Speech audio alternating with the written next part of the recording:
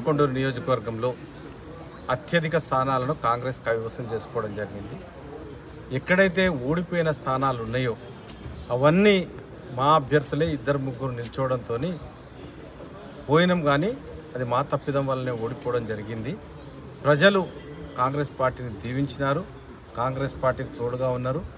కాంగ్రెస్ చేసే అభివృద్ధి కానీ సంక్షేమ పథకాలు వాళ్ళకు చేరుతున్నాయన్న సంతోషంలో ఉన్నారు.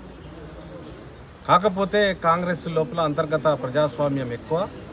దానికి తోడు ఎవరిని నివారించినా వారించినా వద్దన్నా వినకుండా పోటీ చేసి ఈరోజు ఓడిపోవడం జరిగింది.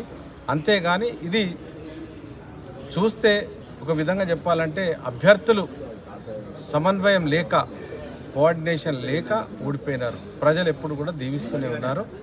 ఇదే విధంగా ప్రజలందరికీ కూడా మా అభ్యర్థులను గెలిపించినందుకు వాళ్ళకు కూడా కృతజ్ఞతలు తెలియజేస్తా ఉన్నాం.